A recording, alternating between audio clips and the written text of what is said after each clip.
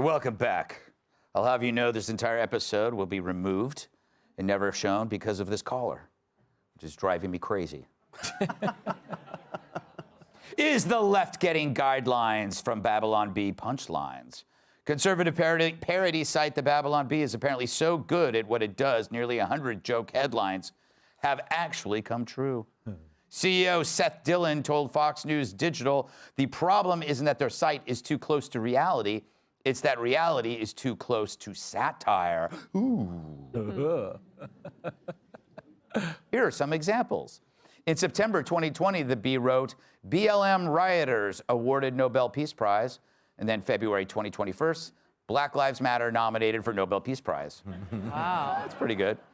In June 2021, the Bee writes, Progressive Church announces new drag queen Bible story hour. And then in December 21, what happens? Lutheran Church hosts drag queen prayer time for children. Ooh. Nothing like having prayer with drag queens. Totally improves it, I'm telling you. In May 17, the Bee wrote 2 + 2 = 4, insists closed-minded bigot. And then in December 2021, USA Today writes, is math racist? November 2021, Babylon Bee, Play School unveils Vaccinate Me Elmo. And then in June 2022, Elmo is now vaccinated for COVID-19. Still waiting for the episode where Elmo dies suddenly. Craig.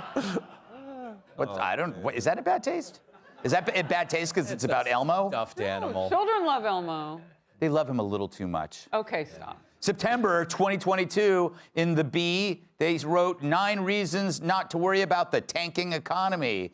And just a couple of weeks later in the Washington Post, 7 ways a recession could be good for you financially. It's true, you don't see many fat people in poor countries. Silence. I knew that. I could have taken it out, but I said, you know what, I'm gonna leave it in. In May 2022, Babylon Bee wrote, Mattel unveils new pregnant Ken doll. Then 2 weeks later, Mattel's first transgender Barbie doll designed after Laverne Cox. Gotta hand it to Cox. So,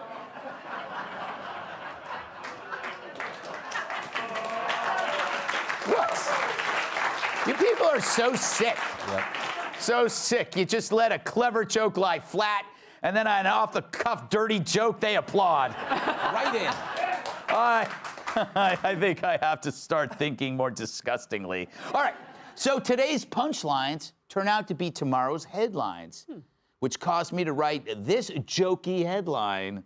Brian Kilmeade crushed by falling meteor. No one shows up to his funeral because they're out partying with the king of late night, Greg Gutfeld.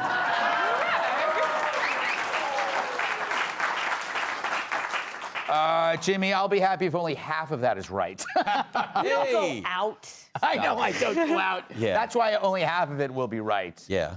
Kilmeade's dead. Gutfeld orders more Chinese spare ribs. Yeah, exactly. By the way, that is what I'm ordering after the show. Of course you are, and we love you for it. What is the most surprising thing about the Babylon Bee? I will tell it to you really quick, 2 things. First of all, I love the Bee, as you know. Let's not act like they're the only comedy site to get headlines right. CNN has gotten 14 of them right this year alone, Yeah, that's true. which isn't nothing. Hey, girl.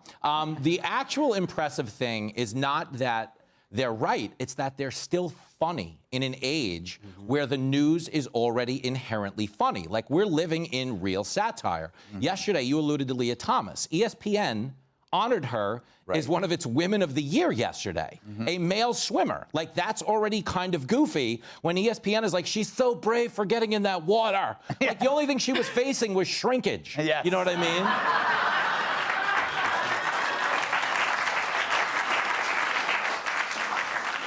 But so the fact that they can continue to consistently be funny where the headlines are already so warped is probably more impressive than anything, I would say.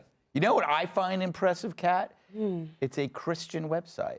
And I think there's a stereotype that Christians can't be funny, correct? And I think they have destroyed that stereotype right before our eyes. What say you, lady in blue?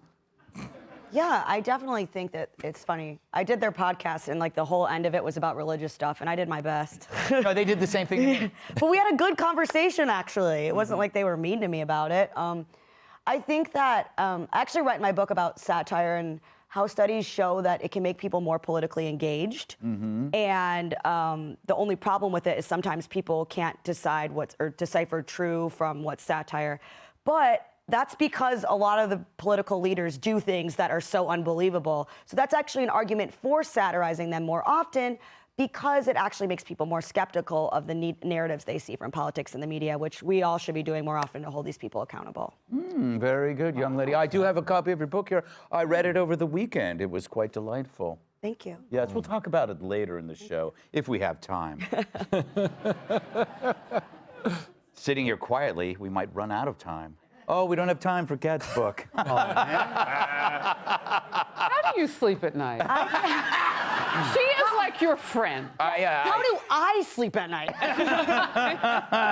I have problems right now, Harris. It's with this caller, and it's completely driving me crazy. No one can see this problem but you. No, it's true. All right, I'll stop. All right, Harris. Now he's mad. No, I'm not mad. I never get mad. Trust me. Trust me. Do you follow the Bee? I do. Yeah, what do you make of it? What do you make of this story?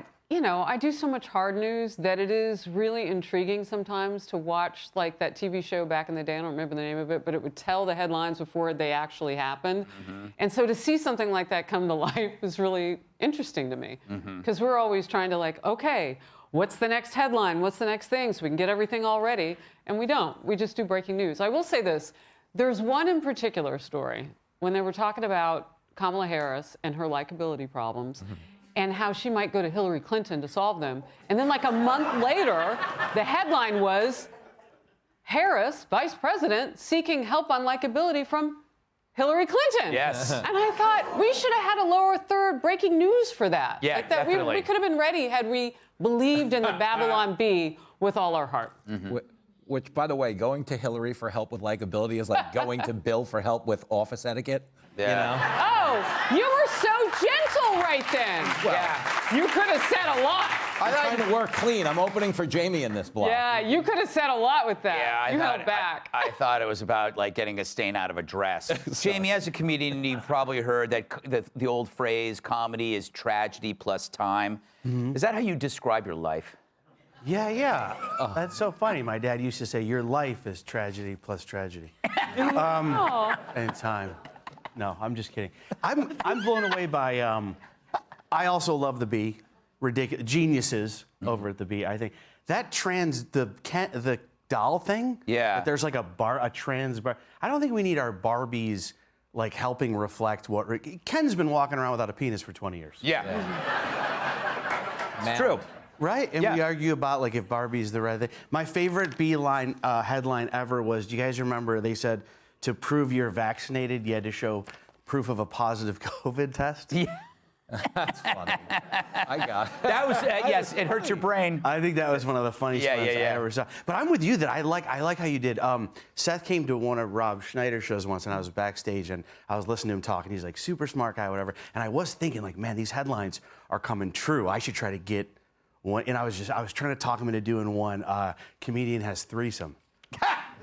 And a little bit out of nowhere. Did you see the one? They did one that said that people were getting stuck on it. You know those CAPTCHA things where it says press every time? They did one that said people were having trouble because it said click which one is a woman. And they didn't know what's about. I just had this happen. I tried to play. Do you remember the game Guess Who? Yeah. Anybody remember that? It's all the different little pictures and then you're opposite. And I was playing against my kid, 8 years old, and one of their friends. And you can't play Guess Who anymore. Why not? You can't. It's the same kind of thing because I go hey, is the person, because you pick one and you try to narrow it down from all the little characters. And I'm like, I go, oh, is yours, dark skin? And they go, hey, you can't, that's racist. And I'm like, no, I'm trying to figure out. And this little kid goes, I don't see color. And I was like, we're never going to let you drive a car then.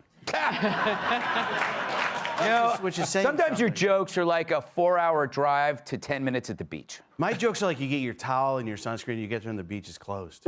You're right. Oh my God! Even Harris is piling on. Oh, Jamie. All right. We got to get out of here before he starts cutting himself. Hey, Sean Hannity here. Hey, click here to subscribe to Fox News YouTube page and catch our hottest interviews and most compelling analysis. You will not get it anywhere else.